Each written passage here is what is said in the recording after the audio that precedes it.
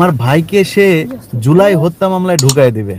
আমার ভাইকে জুলাই হত্যা মামলায় ঢুকায় দিবি তুই বেটা? আমি তো সার্টিফিকেট, আমি নিজেই একটা সার্টিফিকেট। তুই আমার ভাইকে জুলাই হত্যা মামলায় ঢুকায় দিবি? তোর এত সাহস আরিফ, এত সাহস!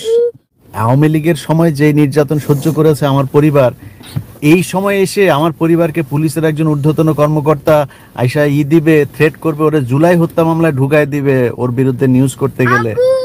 প্রস্তুতি ছাড়া একটা লাইভে আসলাম ছোট একটা কথা বলার জন্য।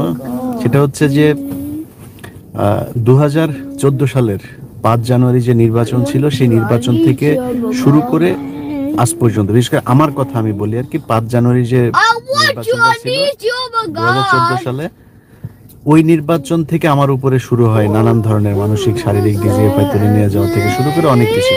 এরপরের 2018-19 সালে আমি যখন ভিডিও করা শুরু করলাম, তারপরের ঘটনা আপনারা সবাই জানেন।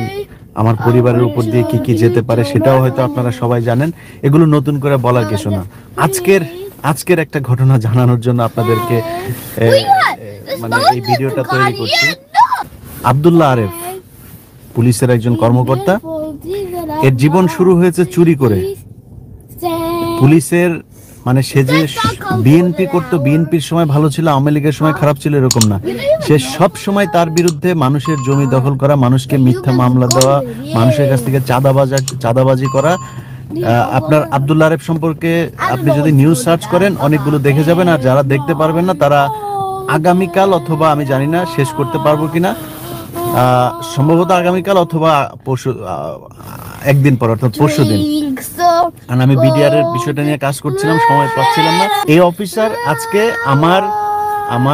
আমার ছোট ভাইকে ফোন করেছে। ফোন করে সে বলেছে, আচ্ছা গত 3-4 দিন আগে সে ফোন করেছিল একটা, কারণ তার বিভিন্ন জায়গায় যে সম্পত্তি আছে, মানে নর্মালি পুলিশের এই লেভেল নিয়ে এখন কথা বলার সময় নাই বা এটা বিষয় না। কারণ পুলিশ এমনিতেই একটা বিপজ্জনক অবস্থার ভেতরে আছে। তাদের আসলে আমি বলবো যে পুলিশের উপরে একটা নির্যাতনই চলেছে 5 জানুয়ারির পর থেকে। 5 জানুয়ারিতে যারা কিনা আগে যারা এই সরকারের দালালি করেছে তারা তো পালিয়েছেই, কেউ আটক হয়েছে, খুব স্বল্প সংখ্যকই আটক হয়েছে, বেশিরভাগই পলাতক। এর বাইরে যারা এখন আছে তারা আসলে একটা সমস্যার ভেতর দিয়ে যাচ্ছে। যে কারণে আমি পুলিশ নিয়ে কোনো এই মানে নেগেটিভ কোনো কথাবার্তা কোনো কিছু এখন পর্যন্ত বলি নাই, বলতে চাই না। কিন্তু আব্দুল্লাহ আরেফ তার জীবনের বেশিরভাগ কেটেছে সে সাসপেনশনে।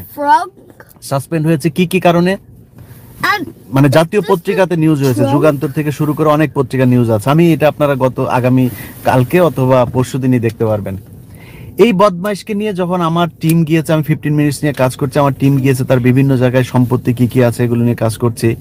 আপন চাচা, তার মাগুরাতে বাড়ি, আপন চাচারা পর্যন্ত তার মামলা থেকে বাঁচে নাই।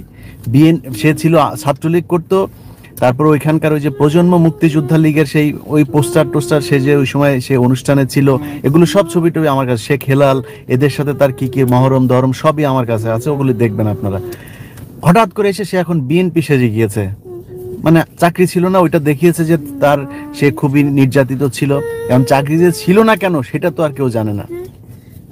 ছাত্রলীগ নেতা থেকে এখন সে বিএনপি সেজে তারপরে পুলিশের ভেতরে ঢুকে আবার সে আগের কাজ শুরু করেছে।